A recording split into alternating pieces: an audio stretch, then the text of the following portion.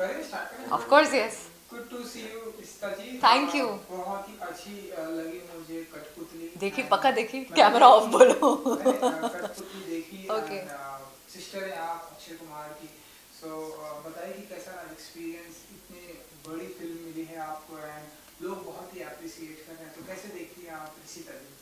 मुझे लगता है कि अप्रिसिएशन मेरे लिए बहुत कीमती है और वही उम्मीद भी थी। और फिल्म देखने के बाद मैं इंटरव्यू कर रही हूँ, आप सबने देखी उसके बाद मैं ये बात कर रही हूँ, मुझे अच्छा लग रहा है क्योंकि हम हमेशा फिल्म प्रमोट करते हैं और किरदार के बारे में बात करते हैं। आज ये एक बहुत गर्व की बात है और मैं गर्व भी महसूस कर रही हूँ कि लोगों को पसंद आई है। जब ये फिल्म भी ऑफर हुई थी Cuttputlli, of course it's Vashu Bhagnani जिनके साथ मैंने पहले भी काम किया है with out of control, and Riteish Deshmukh थे मेरे साथ, तो उनके लिए काम करना is like family for me. And covid से बस बाहर निकल रहे थे, I was between Geneva and Mumbai, तो तब उन्होंने मुझे बताया, तो किरदार के बारे में जब मुझे सुनाया गया मैंने इमीडिएटली हाँ कह दिया। Of course playing Akshay ji, you know Akshay Kumar sir sister was interesting. अगर आपको कोई ऐसा ऑफर करता भी है रोल तो आप सोचते हैं कि अगर सिस्टर है या you know typically she's playing a mother or she's playing a bhabhi or she's playing you know a cop or she's playing, आप सोचते हैं कि किस तरीके का किरदार है। लेकिन अब जैसे सिनेमा में देखा जाए तो किरदारों के बारे में है, कहानी के बारे में होती है कोई भी फिल्म, और content is king. So I think जब मैंने इस किरदार के बारे में यू नो मुझे कहानी सुनाई गई, सीन्स सुनाए गए, मुझे लगा ये एक बहुत ही अहम किरदार है जो पिवटल पॉइंट है, टर्निंग पॉइंट है प्रोटैगनिस्ट को लेकर, and I couldn't have said no. So कैसा रहा experience with mister Akshay Kumar? मैं कहूँगी कि Akshay sir is one of the finest professionals, very positive, disciplined, बहुत ही हेल्पिंग नेचर है उनका। I felt at home working with him. इतना उन्होंने सपोर्ट किया है, जब हम सीन्स भी कर रहे थे he give me the freedom to do what I felt like doing. There was so much, you know, चाहे मेरी लाइंस हो या कुछ भी हो, you know, every point I feel he has been very helpful. जब हम सीन्स भी कर रहे थे तो he saw to it that you know there was a proper give and take of you know the emotions, because ये एक ऐसी बॉन्डिंग थी, बहुत ही यू नो स्पेशल थी, because she plays a mother. एक माँ के साथ क्या हो सकता है, एक बहन के साथ क्या हो सकता है, और एक फैमिली का जो एक मेन एक यू नो मैं कहूँगी शी वाज जो पूरी कहानी को जो बांध के रखता है किरदार, वो मेरा किरदार था। तो he has obviously been very very you know supportive in this film for me. बिल्कुल बिल्कुल, ऑडियंस जिस तरह से सपोर्ट कर रही है, चाहे मैं आपके किरदार की बात करूं, सभी के किरदार की एवरीबडी तारीफ है। तो कैसे देखती हैं ऋषिता जी? मुझे लगता है कि अब ऑडियंस काफ़ी मच्योर हो गई है, प्रोग्रेस करती हैं, अच्छी कहानियों को बहुत अप्रिशिएट करती हैं। एंड लोग कहते हैं कि फिल्में नहीं चलती, ये नहीं होता, वो नहीं होता, बट आई थिंक ऐसा नहीं है। ऑडियंस समझती है क्या अच्छा है और क्या नहीं अच्छा है, बस फ़र्क यही है, और मेकर्स भी ये बात समझते हैं। तो it is going to be very very clear, and it is clear that we are talking about Indian cinema and content only. एक सवाल ऋषिता जी, हमारे सोसाइटी में इस फिल्म को लेकर बहुत ही बातें की गई, आई डोंट नो आप कितना अवेयर हैं। नो आई डोंट नो कि ये फिल्म कुछ का कहना है कि थिएटर में आनी चाहिए थी जिस तरह से फिल्म है, कुछ का कहना है कि नहीं ये ओटीटी पे भी अच्छी है, वहाँ पे भी अच्छी लगे।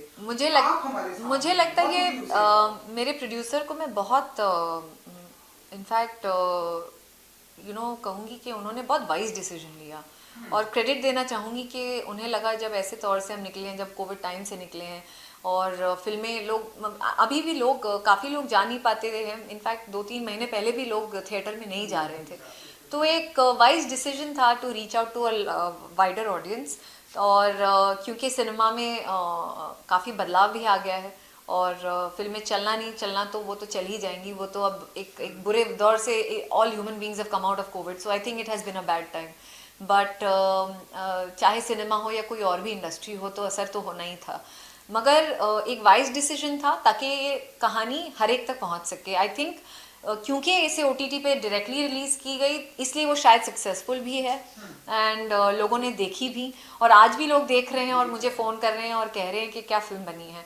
एंड मेरे किरदार को लेके या फिल्म को लेके या सारे मतलब बेसिक परफॉर्मेंसेस को, ऐसा कोई होगा नहीं। और शायद ये वही ऑडियंस है जो शायद थिएटर ना जाती। तो मुझे लगता है ये फिल्म को लेके एक बहुत ही specific, I can speak for this film for sure. बिल्कुल। एंड क्रिमिनल की अगर मैं बात करूँ, इस क्रिमिनल ही होता है, चाहे वो कोई भी क्राइम करे।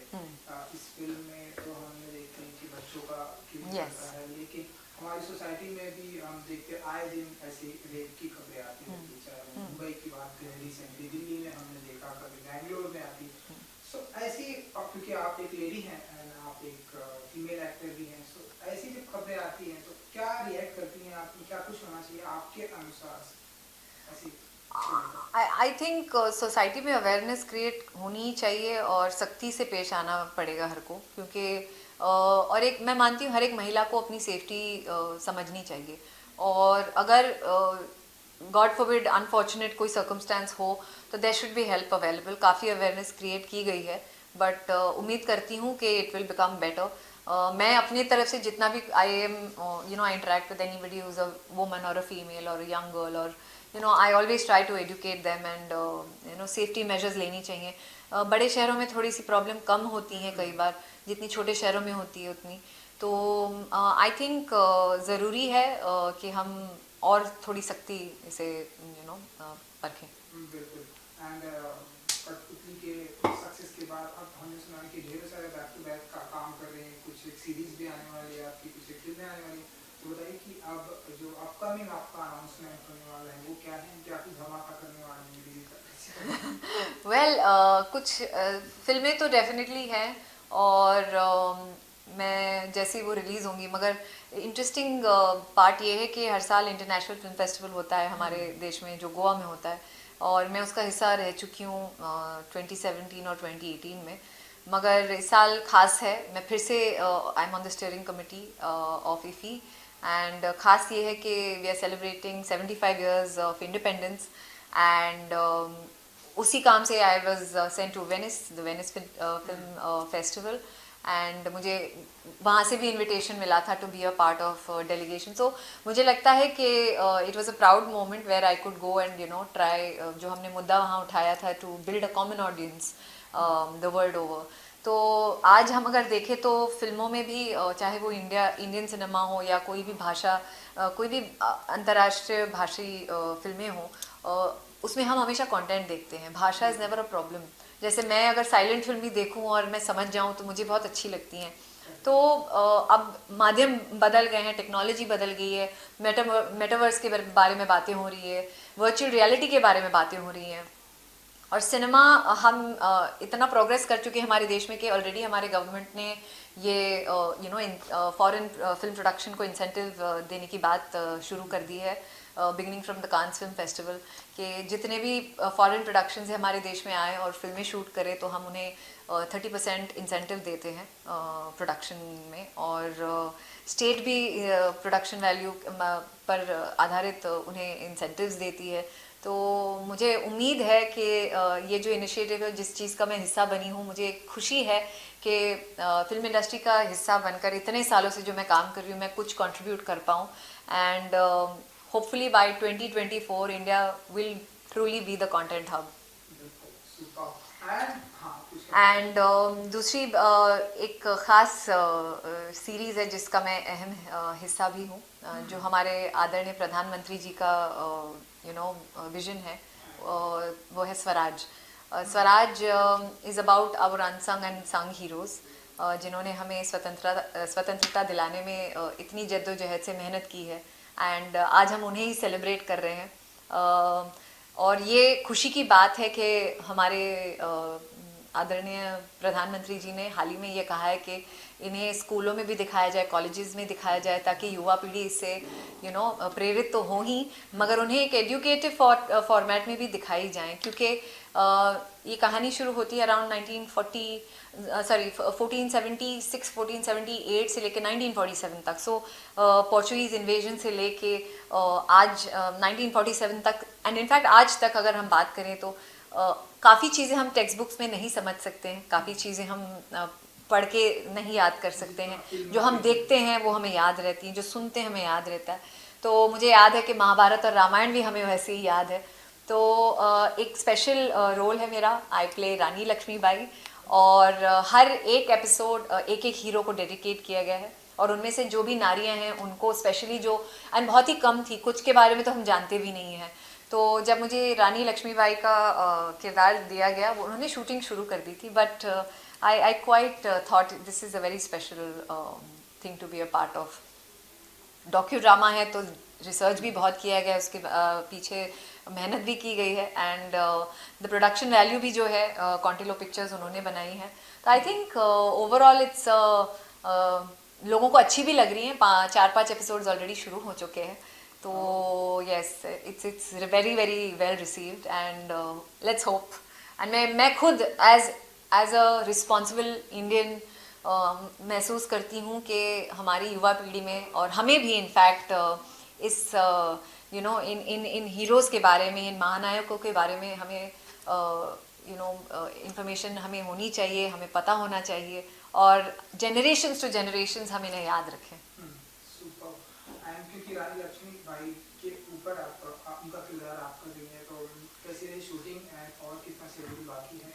वेल, शूट तो I have finished, I have completed, and हम लॉन्च के पहले भी मैं गई थी, फिर मैंने शूटिंग की, पर करते वक्त भी बहुत to feel that character, and क्योंकि वो एक यंग एज तक ही वो जी हैं, उनकी जो कहानी है इस short span of time, I think she was 29 और 30 ईयर्स ओल्ड, उनका देहांत हो गया, बट वो लड़ते लड़ते जो उनका वो, एंड स्पेशली उनका उनकी कहानी जो है, we have not started from childhood, specially वहाँ फोकस किया गया है जहाँ पर उनकी लड़ाई हुई है, और जिस तरीके से उन्होंने हमें स्वराज दिलाने में उनको उनका योगदान रहा है, उस पर्टिकुलर एपिसोड के बारे में है। तो वॉर सीन्स है, कुछ इम्पॉर्टेंट सीन्स है जहाँ पर वो एक अपने बच्चे को जो वो एक she loses a child, she गोद लेती हैं, तो एक वैसे पॉइंट से शुरू होती है कहानी, और it speaks of that one particular emotion that she has gone through, and हम हमेशा कहते हैं कि कोई भी नारी होती है शक्ति, अगर हम नारी शक्ति के बारे में बात करें तो अगर स्ट्रॉन्ग लेडी है तो हम कहते हैं झांसी की रानी है। आज भी मैं कहती हूँ कि हर लड़की में कहीं ना कहीं एक स्पिरिट है उनकी अलाइव, एंड विमेन एम्पावरमेंट की भी हम बातें करते हैं, तो she couldn't have been better example. So कब तक आ जाएगी ये लोगों के बीच में? ये शुरू हो चुकी है, and hopefully you should see it soon, because वो ऑर्डर में जा रही हैं। उनकी कहानी is around 1800 something, so it will take some time, but yeah let's hope soon.